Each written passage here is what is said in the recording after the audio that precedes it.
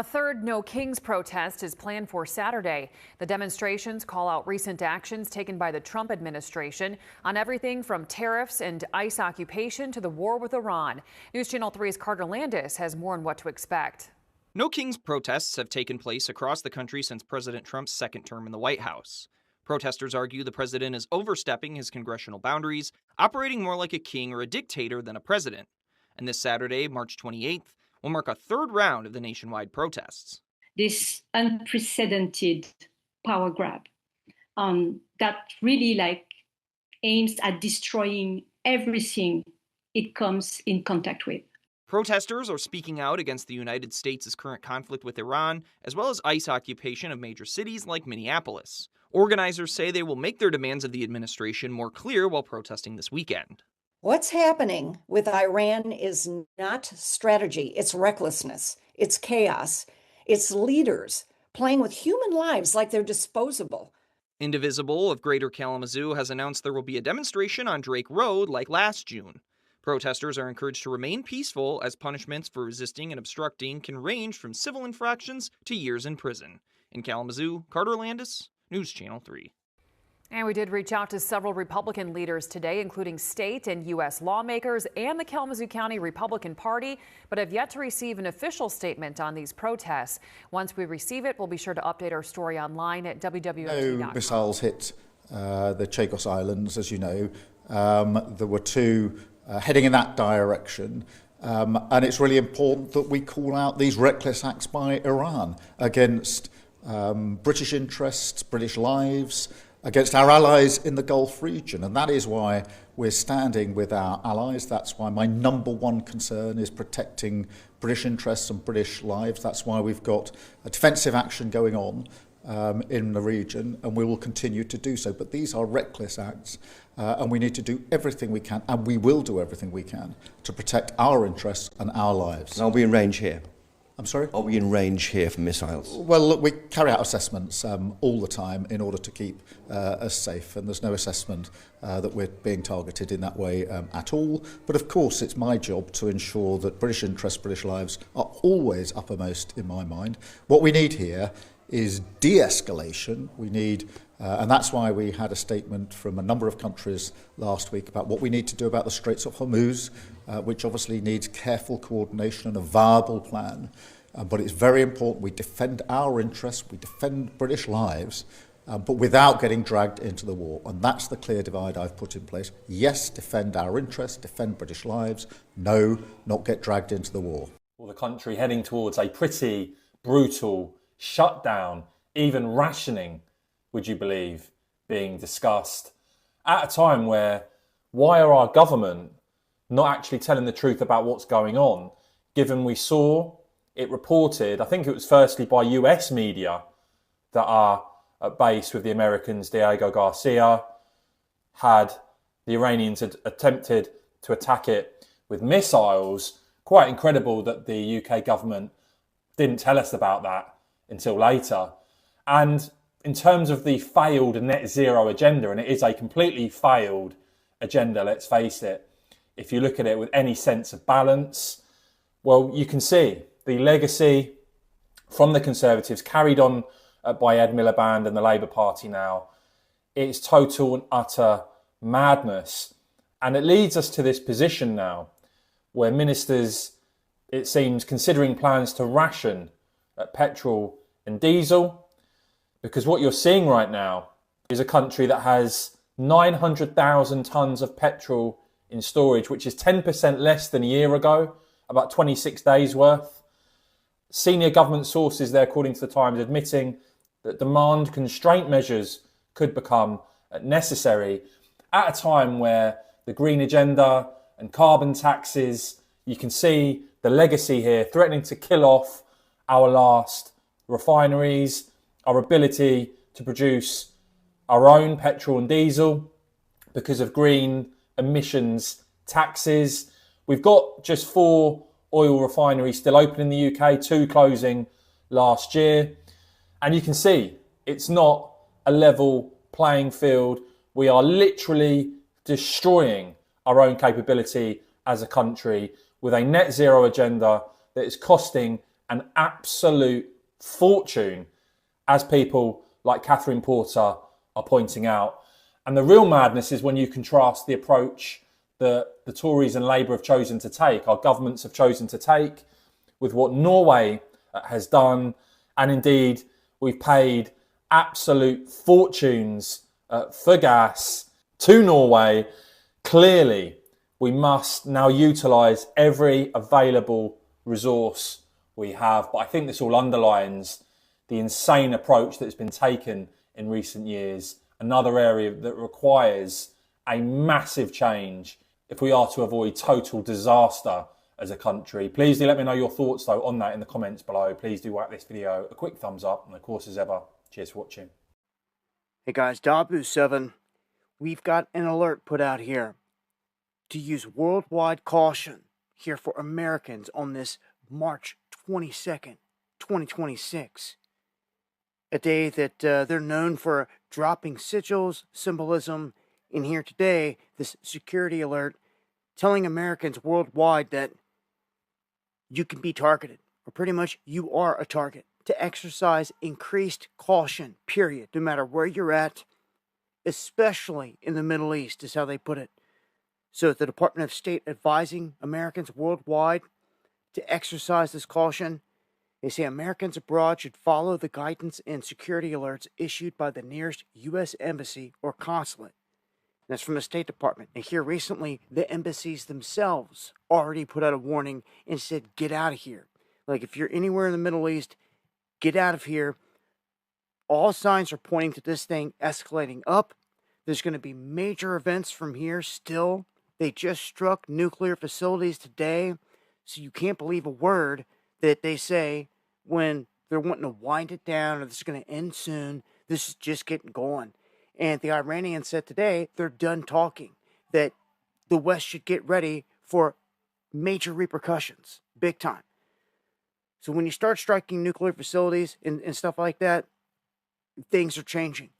And Colonel McGregor just put out a clip over on X saying that he thinks that Trump has already given Israel an ultimatum, saying that if you drop any kind of nuke whatsoever on Iran or anyone else, that you're going to get one dropped on you, basically. That's his opinion. We've got a lot of people out there saying something's about to happen. And now Trump, instead of paying the Department of Homeland Security to do their job, they are defunded right now like we are sitting ducks. And instead of having them out there doing their job, they're sending ICE in to airports. Telling you guys, the moves are being made. Join me on the live stream where I've got more time to break this down. Monday, Wednesday, and Friday, 8 p.m. Eastern, right here on Dabu77. Be vigilant. Rather ominous timing here as the U.S. government has revealed this list of items that Americans should keep on hand in case of an emergency. Officials warning that households should be prepared to survive on their own for several days if disaster strikes, with no immediate access to outside help. This is DHS, the same DHS that's underfunded and shut down right now, which is a setup. They recommend storing enough water, food, and medical supplies to sustain every person in the household for at least 3 days. At the top of the list is water. They say this several times. They say 1 gallon per person per day, along with several days worth of non-perishable food. They go on and on here about people should get ready, but then say that they don't know what's going to happen between Iran and Trump. Of course, it's back and forth constantly. They were striking nuclear facilities. They mention nuclear fallout in this. We've talked about these things for years and years and years. And we're in a situation here where big things could happen. Small tactical nukes could fly. The grid could go down very easy. They actually warn of that in this, saying that the lights going out, grid going down, is going to be one of the major things here that Iran is capable of doing. I'm going to tell you, that no one's going to miss this opportunity, whether it's them or not, to do something in this country. It seems something major's coming. This might be one of the only little warnings the average Joe gets out there. They're saying, hey, make sure that you've got something, some kind of list here put together. They also go on to state that you need to have an emergency communication plan with people that you know and a place to meet up. They stress this, saying that cell phones and power could be down for an extended amount of time. They talk about these emergency radios that run between $15 and $80, and that you should have extra batteries for it as well. You want to have first aid kits on hand.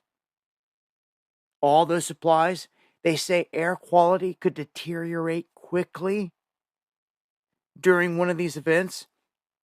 That you should have all the materials needed to seal your windows. And then additional supplies include prescription medication, eyeglasses, important documents, extra clothing, sturdy shoes, and personal hygiene items. So they emphasize preparedness should reflect the specific needs of each household, including children and the elderly, and including pets if you got them. That's a wide range. That's like full scale. They're saying get ready, have a checklist, have stuff on hand. They haven't put nothing out like this before that I can recall.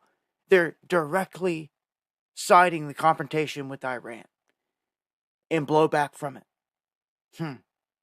While DHS is purposely down.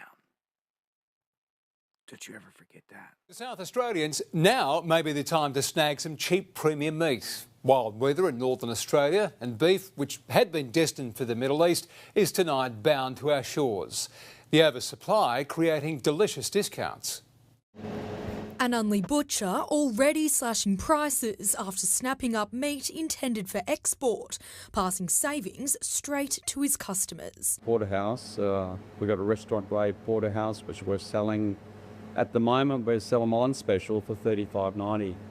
Now, we were around $43.90. Some in the livestock industry say flooding in North Queensland has limited access to northern ports, creating an oversupply of cattle in the region. For the first time in a long time, consumers are able to buy beef a fair bit cheaper than it has been, and I would advise consumers to take advantage of that while they can. But cattle farmers on the ground don't expect the price of red meat to drop. I don't really see that the price of the beef is going to drop in the domestic markets a whole lot, but the big influencing factor will be the fact with fuel. Meat and Livestock Australia are forecasting 2026 to record the highest beef production in 50 years, but petrol pain could soon impact the availability of meat on our shelves. The fuel price becomes financially non-viable, then that is what you would see a slowdown in the flow of animals from Queensland, Northern Australia to Southern Australia. Lower meat prices aren't expected to last, with fuel stocks impacting the supply chain. Consumers are encouraged to stock up if they come across a good deal. Sally Marshall, 9 News. Welcome back. Well, Australia's historic trade deal with the European Union is set to boost our economy by $10 billion a year, but it's left farmers divided this morning. Yeah, for more, we're joined by the National Farmers Federation President, Hamish McIntyre, and Brown Brothers winemaker, Catherine Brown. Hamish, I want to start with you. You've described this as the worst ever trade agreement for farmers. What makes you say that? Charles, yeah, it wasn't my description, but look, the quantities, the volumes are largely unchanged from where we were in 2023 when the government walked away from the previous deal, particularly around beef and lamb.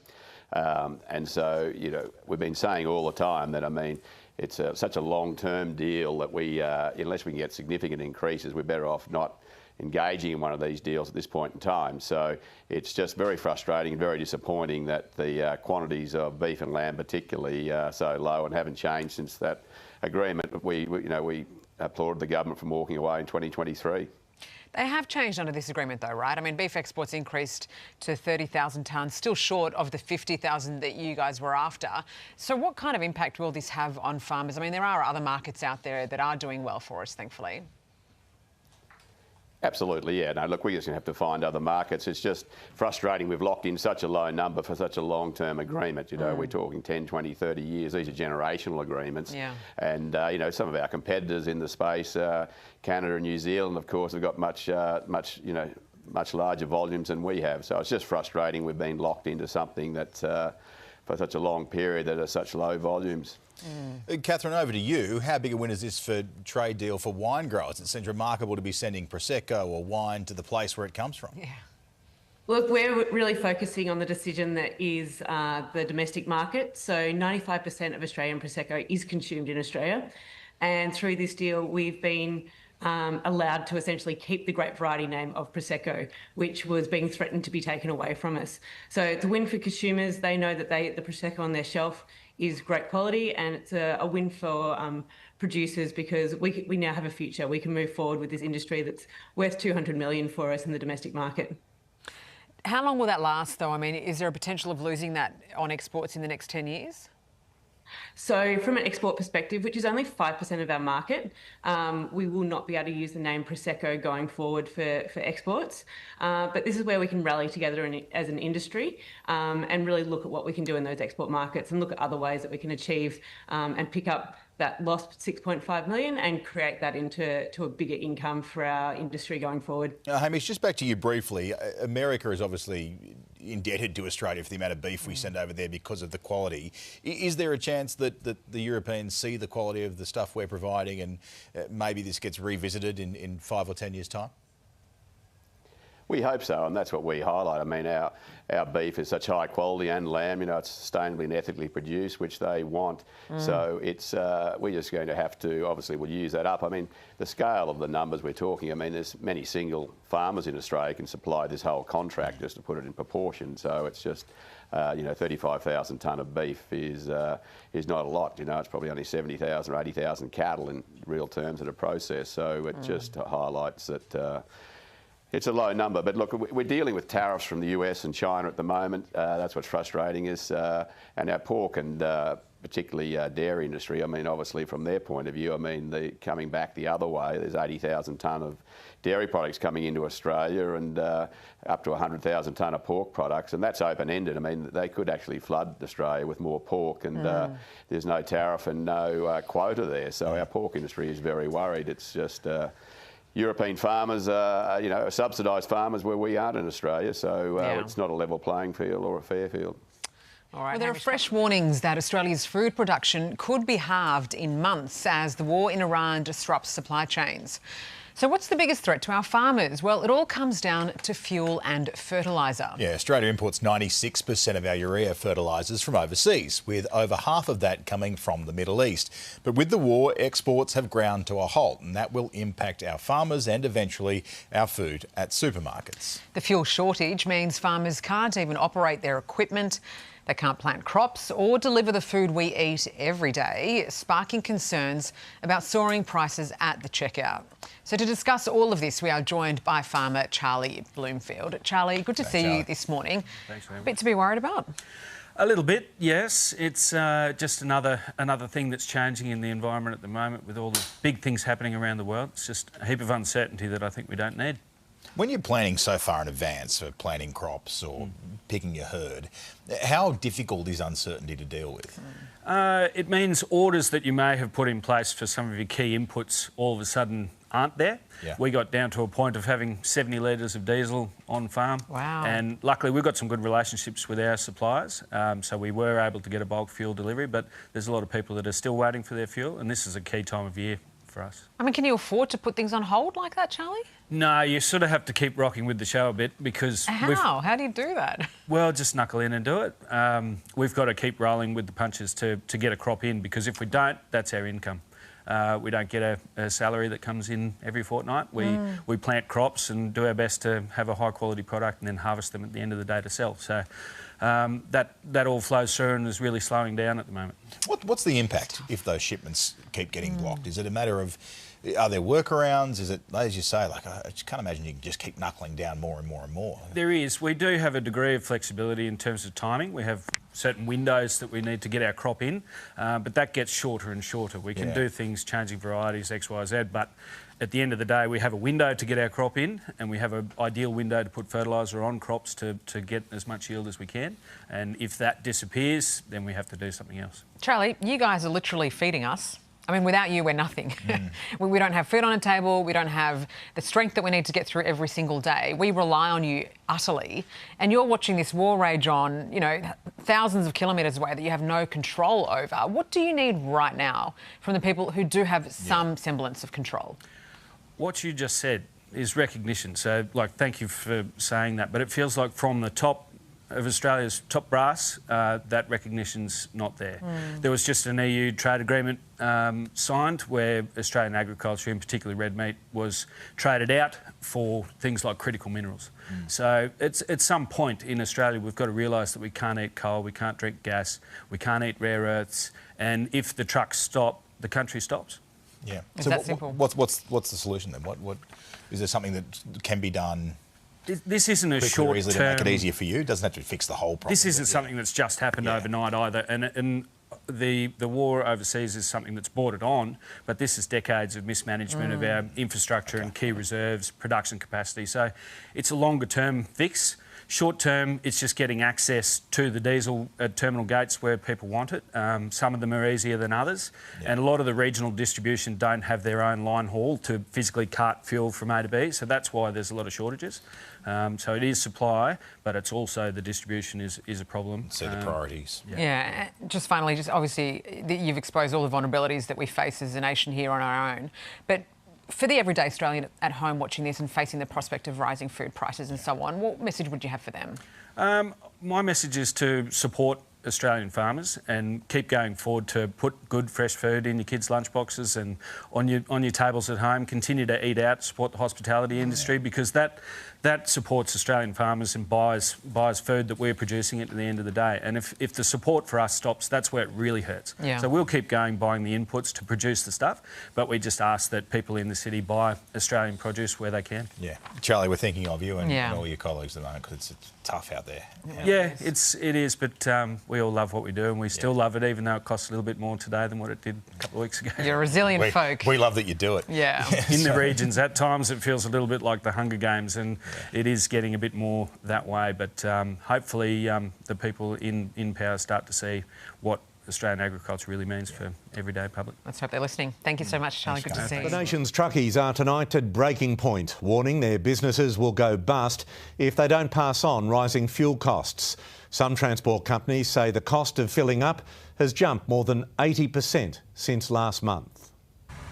Ray Carlson has been a truckie since 1972. He's driven more than 10 million kilometres, or to the moon and back 13 times. Normally unflappable, he's been shocked by the sudden cost of filling his B-double with diesel. It used to cost about $2,800. Now it's costing me over $5,000. An extra cost Ray passes on, in part, through a fuel levy paid by the clients for the company he drives for. Everything from plumbing supplies to new furniture to groceries and clothing across the retail industry. Long-haul owner-operators particularly stung by steep fuel increases. That could be all your profit gone and more, so you start running in the red. The round trip between Brisbane and Mackay is 1,993 kilometres, for which a B-double truck consumes about 1,000 litres of diesel. That cost $1,629 in February. Today it'll cost $2,950, a price differential of more than $1,300, 1%. A national emergency, and we need to act fast. Many truckies on the hook for their fuel bill under contracts that predate the war in the Middle East, some of them not paid for up to 90 days. Right now, it is absolute chaos on the ground, and I'm hearing from small to medium-sized companies that they are at absolute breaking point. Our truckies deserve access to a fair go. The government to remove the 6-month wait to renegotiate freight contracts, and diesel fuel standards will be lowered slightly to ease supply constraints. A little more flexibility for refiners to switch between fuels as well. But farmers are warning their costs, plus transport, will be a double whammy for shoppers. It's a snowballing effect because it's costing us more to freight our commodities but also produce them. The Fair Work Commission will tomorrow mediate talks between transport companies and industry to work out how best to handle rising fuel costs. But however they shake it, it'll be consumers who'll be paying. For at least as long as Donald Trump wages war on Iran, probably even longer. Andrew Probyn, 9 News. There's been a surge in the number of service stations across the state running dry, with pressure now mounting on the government to make public transport free. While the Premier today called for a national response akin to the COVID era in the event of rationing and working from home rules. The highest it's been, $3.15 for diesel at Rosebery. That's $236 to fill an average tank. It's just going to get harder and harder to live. At Freshwater, diesel not far behind at $3.09. It's really hard to drive a car. Prices like these are fueling a new push for free fares on trains and buses. The union wants it. Now the opposition wants it for Easter. This will help families, it'll help small businesses and it will ease pressure at the pump. We think it's a no-brainer. A great plan until the government knocked it on the head. We're really looking for long-term solutions here rather than just a short-term fix. Well, that's a shame. Like, why wouldn't they? Why wouldn't they support families? Why wouldn't they support business? Why wouldn't they ease pressure at the pump? Today's prices caught the attention of senators in Canberra. You look at $2.50, $3 a litre, and that stings. The Greens also now calling for fare relief. In a fuel crisis, free public transport just makes sense. There are now 51 stations in New South Wales that have run dry, up from 35 yesterday. 164 stations are out of diesel, a big jump up from 105 the day before. Only yesterday, Premier Chris Minns said fuel rationing was unlikely. Today, he said, if it was introduced, it would need to be coordinated by all the states. One in, all in. If demand management procedures are required, that might be rationing, that might be working from home. We're firmly of the belief that it should be a nationally consistent approach. The cost of fuel is forcing a 6% increase in Uber fares, but that's a national average. More wealthy suburbs such as Mossman and Manly in the north and Bondi and Coogee in the east will pay more. Uber isn't saying by how much. Mark Burrows, 9 News. Shalom, giving all praises, honor, and glory to our power Yahweh, Bahasham Yahweh Shai, Bahasham Rachak Kodash, double honors to the apostles, the bishops, and the elders of Great Millstone. Peace and blessings to the hopeful elect of the tabernacles of David scattered throughout the four corners of the earth, and wherever you may be, and wherever you may be, to you I say Shalom, Yashua, Shalom. All right, so I typed this in here. It says list every place experiencing an energy crisis currently in 2026. Because we know with the whole talk, with this whole trickle-down effect, the Strait of Hormuz, you have farmers complaining because they can't get what they need to, plant for the harvest time. You also have, fuel shortage happening and things of that nature. So you have a problem with the trucks moving about. There's one clip at the beginning about, meat not being able to be shipped out. So these things are happening. And these are all just, signs of the times that we're in, all right, Jacob's trouble. So it says, as of March 2026, the world is experiencing what the International Energy Agency, or IEA, calls the largest supply disruption in the history of the global oil market. This crisis is primarily driven by the military conflict involving the U.S., Israel, and Iran, which has led to the effective closure of the Strait of Hormuz, a passage for 20% of global oil and LNG, or liquid natural gas. The following places are currently experiencing severe energy crisis, fuel rationing, or national emergencies. So Asia Pacific, most severely impacted. Asia is at the forefront of the crisis because roughly 70% of the oil and gas that typically passes through the Strait of Hormuz is destined for this region.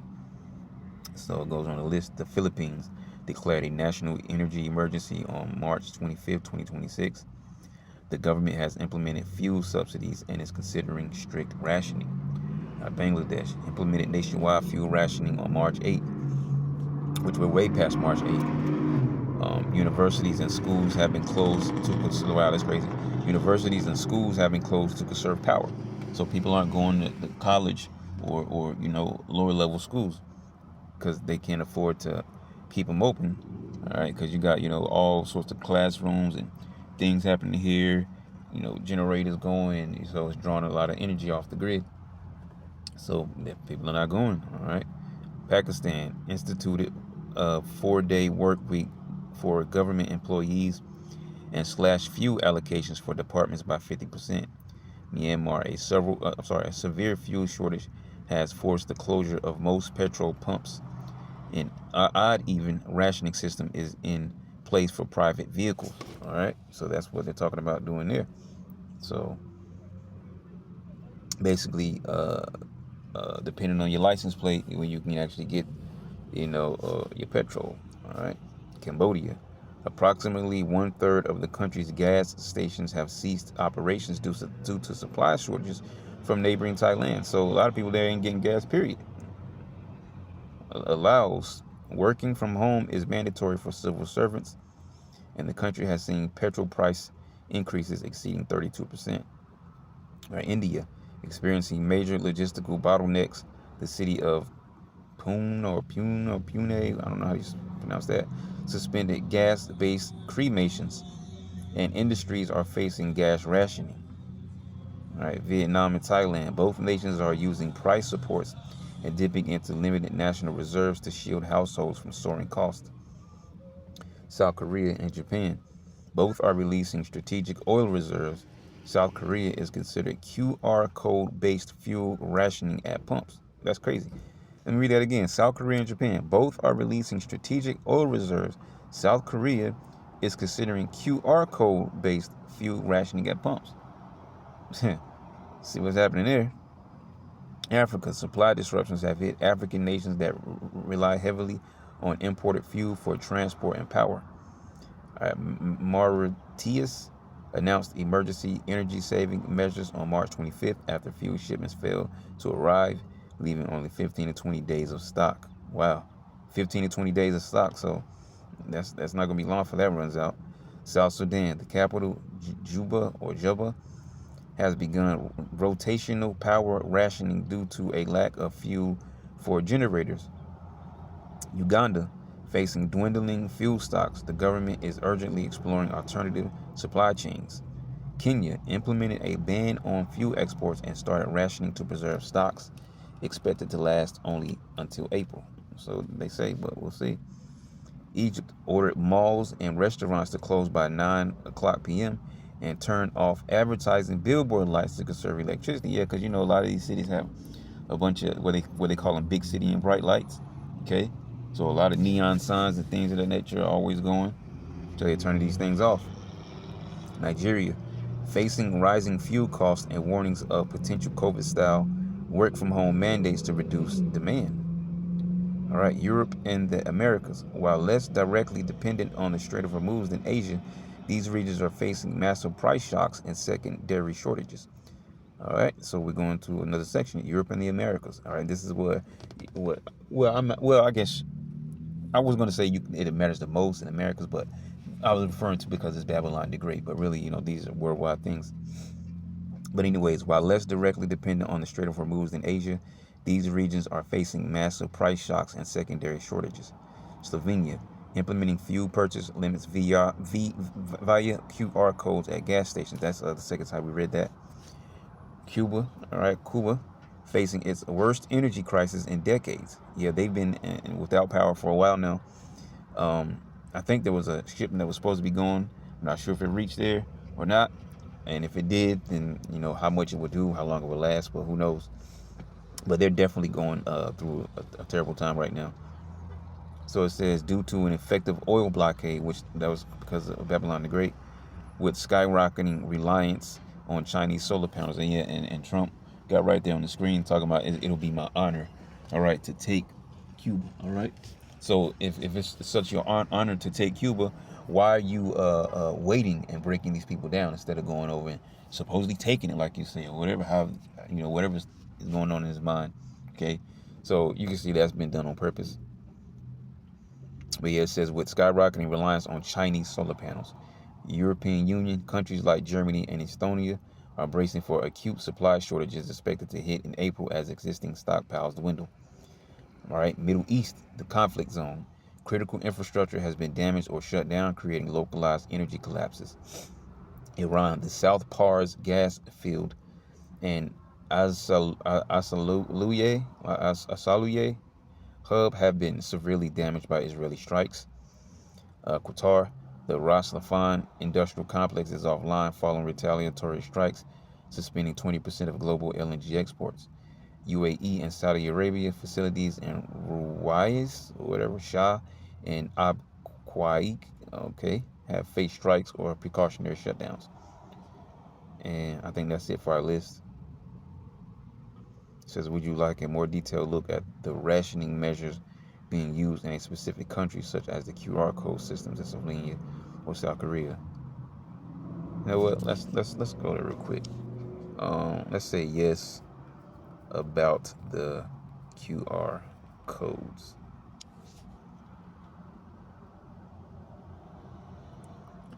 The use of QR codes for fuel rationing is a critical emergency measure currently being deployed in several countries to prevent hoarding. Here, because you have people, you know, they have panic, all right? They hoard things, okay? I think we mentioned that the other day, all right? You know, scaring people with a crisis. And a lot of times people do what? They run into their grocery stores, they buy up all this, they buy up all of this item, all right? The water shelves are empty, you know, tissues and, you know, towels and, you know, other types of things of that nature are empty because they buy them all out of the shelves. But they're not going to be able to do that panic buying when the prices keep going up and up and up, because that's what's slowly happening. Prices are rising, okay? Prices are going up and up and up. And I actually have a scripture. I was waiting on it, but I can read it now. Revelation chapter 6, verse 6. And I heard a voice in the midst of the four beasts say, a measure of wheat for a penny, and 3 measures of barley for a penny, and see thou heard not the oil and the wine. The NOT says, and I heard a voice from among the 4 living beings say, a loaf of wheat bread or 3 loaves of barley will cost a day's pay. See? So, going back to my point, when it's gotten to a level where things are so high, people are not going to be able to go in and panic buy or even just regular buy. Okay, and so they're going to say, well, I gotta do this, I gotta do that. Okay, I gotta feed my family. So what do you think they're going to result to? All right, crime and violence. And then you have people who, if what's going to happen when people are not able to pay their bills, the rent man is going to look to put them out. And what do you think they're going to do? I got a whole family. Some people actually just might get put out. The other people are going to say, look, Mr. Rent Man, you know, you just going to have to see me. Okay, they're going to fight to keep the apartment because they're going to like, hey, well, you see what's going on. All right, this happened, that is happening, not our fault, da-da-da-da-da. Okay, so they'll probably, you know, try to delete the rent man, come in and collect payment or kick them out. Okay, any kind of situation could happen here in Babylon. How the QR systems work. These systems typically link a digital token, right, the QR code, to a specific citizen or vehicle to enforce strict purchase limits. So that's them monitoring you. That's them having surveillance over your purchase limit. And that's exactly what, that's exactly what the microchip is going to ultimately achieve. All right. And then I'm not saying that was the microchip. I'm just making a point with that. Registration. Citizens register their vehicles on a government portal such as the National Fuel Pass in Sri Lanka using their National Identity Card or NIC and vehicle chassis numbers. Quota allocation. A weekly or daily fuel quota is automatically assigned based on the vehicle type. Example given, 5 liters a day for what? Tuk-tuks. Okay. 50 liters a week for private cars. So fuel rationing. All right. So, you know, these are the type of things that are happening. All right. Yep. Verification. At the gas station, the attendant scans the customer's QR code using a handheld device or smartphone app. The system immediately checks the remaining balance and deducts the amount pumped. Anti-hoarding. Once the quota is exhausted, the QR code will not authorize further transactions until it resets at the end of the period, effectively ending repeated queuing. Okay. Countries using QR systems in 2026: Sri Lanka, Slovenia, Myanmar, South Korea, Pakistan. So we just saw all these secondary measures. Yep. See, in countries like South Korea and the Philippines, the QR system is often paired with license plate rotation. Odd even days. Vehicles with odd number plates can only refuel on specific days, while even number plates use the others. So, you know, this is not your day, then you can't get gas. So if you, for whatever reason, used up your gas, maybe because you didn't have a choice, you're not able to get gas. So what happens if someone runs out of gas and they're not even able to get there? They're going to have to walk, hitch a ride, or they're going to be left short. And then that sends a effect, because if they're not able to even get their gas and they're out of gas, and then their next day doesn't come to 2 days later or whatever, they're still not able to get gas. So that, it's a bunch of madness right now. Public sector caps. South Korea has strictly prohibited public sector employees from driving 1 day a week based on the final digit of their license plate to say roughly 3,000 barrels of oil daily. All right, so this is what they're talking about here. All right, so what was I? I think I was. Well, maybe I had a video. No, I'm not even sure. But anyways, I guess we can just get a couple more scriptures then. I was thinking about something. What was I thinking of?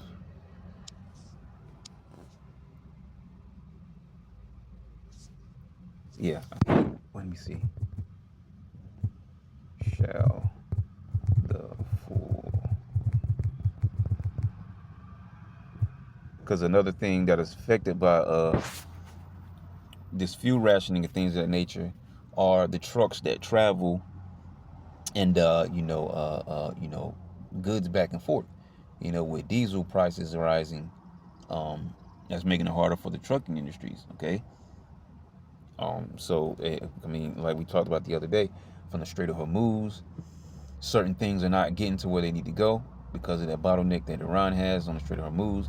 And then you have a second level to that, which is the trucks themselves, right? If they get to the point where they can't even afford to drive, or maybe truckers go on strike, or whatever the case may be, whatever it is. All right, stores are not able to get stocked up.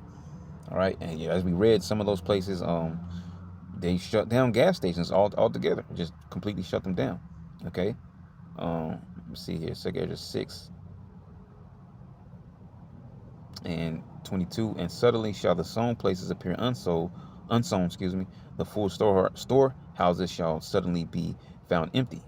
Okay, the trumpet shall give a sound, which when every man hear it, they shall be suddenly afraid. Because they were even talking about what the farmers are complaining, right? They're able to produce, which that ties right back into the trucking industry or whatever, because they supply the grocery stores and things of that nature. So it's a whole major ripple effect, and this is what the Lord is doing in these latter days. All right, He says, let me see if I can jump over here to chapter 8.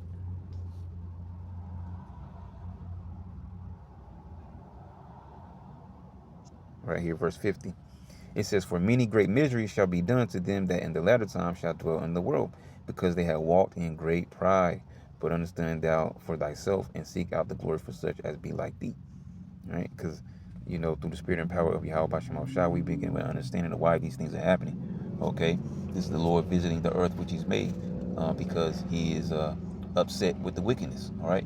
First and foremost, upset with His people. And then secondary, upset with the wickedness that's going through the earth. Like it says, the days of Noah, they were eating, drinking, marrying, giving in marriage, all right, and knew not until the flood came and took them away. But this time, the flood that's going to come is going to be fire. All right, the second great death is the nuclear fire. But all these things are leading up to what? Chaos in Babylon, also lockdowns, okay, which, speaking of the chaos, famine, cannibalism, okay, grapes, or just, deletions for no reason. All right. Scriptures talk about how men's hearts will fail them for fear. Okay. So these are the times that we're living in on this Jacob's trouble. And, this current Babylon, SOI, Iran situation has really put a chokehold on all the earth. All right. But we see that the effect is slowly starting to seep into Babylon the Great. All right. So, yeah. That's pretty much all I have for you there. So I'm going to close it out. Lord willing, you edify. Till next time, I'm not sure what I'm going to say. Shalom.